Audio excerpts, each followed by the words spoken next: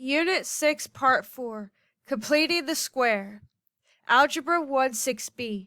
Write equations of quadratic functions given the vertex and another point on the graph. Write the equation in vertex form. F of x equals a times x minus h squared plus k, and rewrite the equation from vertex form to standard form. F of x equals ax squared plus bx plus c. Let's look at number 1. In vertex form, it is easier to find the vertex and axis of symmetry.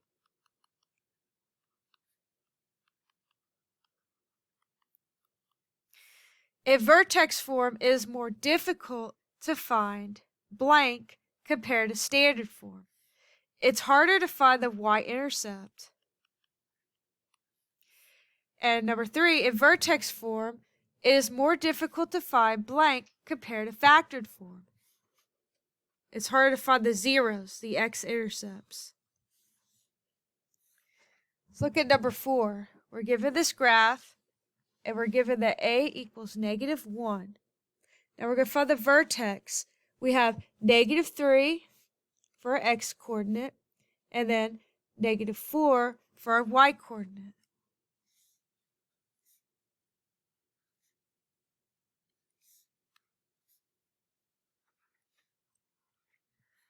So our vertex form formula would be y equals, or f of x equals, a, which is -1, parentheses x minus h, which would be a minus -3, so that'd be a +3, squared, plus k, which would be -4.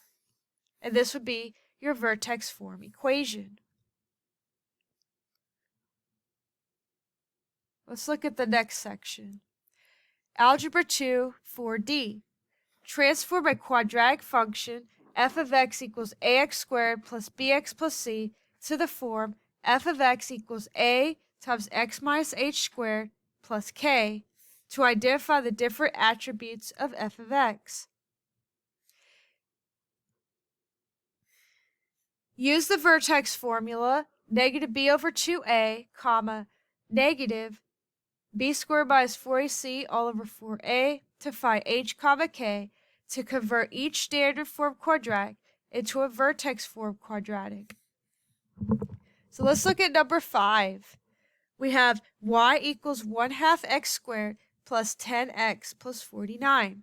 Well, a is going to be 1/2. Let's find h using the formula.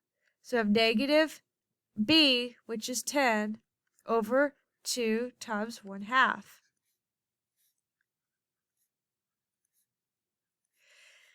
So we have -10 over 1, because 2 times 1/2 is just 1. So that's -10. So -10 is our h. And then let's find k. We'll plug it into this formula. Negative b squared, so it'd be 10 squared, minus 4 times 1/2 times 49, all over 4 times 1/2. So we have -100 minus 2 times 49, which is 98, all over 4 times 1/2 is just 2. 100 minus 98 is 2, so we have -2 over 2. That's -1. So k is just -1 here. So your equation would be f of x equals a, which is 1/2, times x minus h, so -10, squared, plus k, which is -1. So you have y equals 1/2, parentheses x plus 10, squared, minus 1. Let's look at one more on this page. Let's look at number 8. Y equals -x squared minus 2x plus 9. Our a is equal to -1. Let's find h. So we have -b over 2a. So that would be -2 over 2 times negative 1. That'd be 2 over negative 2, that equals negative 1. That's our h value. To get k, besides using this formula, we could also plug in negative 1 into this expression, evaluate it to find k. Let's do that on this one. So we have negative 1 squared minus 2 times negative 1 plus 9. So it'd be negative 1 plus 2 plus 9. That's 10. So k would equal 10. Your equation would be f of x equals negative 1, parentheses, x minus h, which is negative 1 squared, plus k, which is 10. Simplify this, we get y equals negative x plus 1 squared plus 10. Let's look at the last page of this section.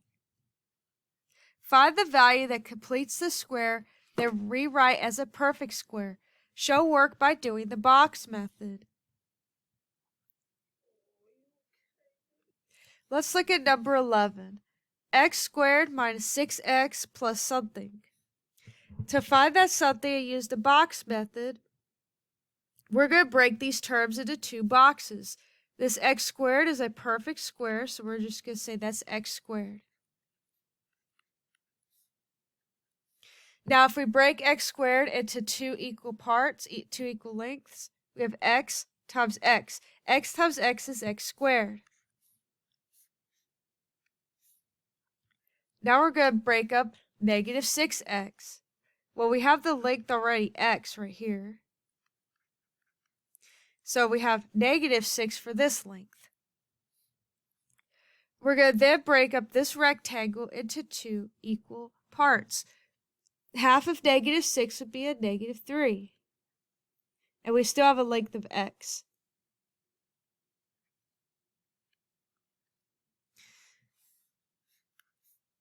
And these lengths are still x. So then this little length right here would be a negative 3. This little length would be a negative 3 as well. To complete the square, we're going to find the area of this little square to insert right here. Negative 3 times negative 3 is 9, because a negative times a negative is a positive. So the number here to complete the square would be a 9. If you were to write this in factored form, you just have x minus 3 squared.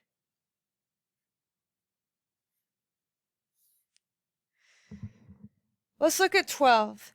X squared plus 8x plus something. Pause the video. See if you can fill this one out.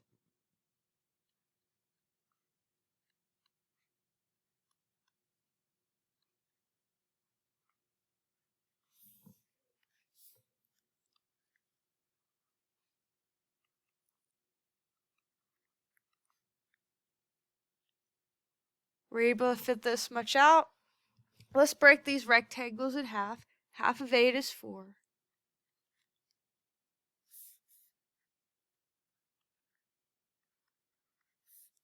And what do you do to complete the square? What number is that going to be?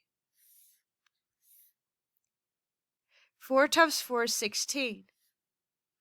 So you would just put 16 there. And your factored form would be x plus 4 squared. Let's look at one more. Number 16. We have p squared minus 26p plus something. See if you can set this one up.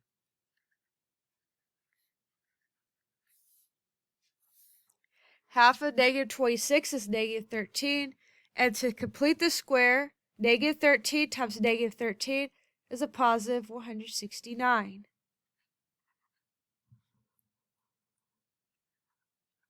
And the factored form would be p minus 13 squared. Okay, try the rest of these on your own. Again, you can always refer to the key to check your work.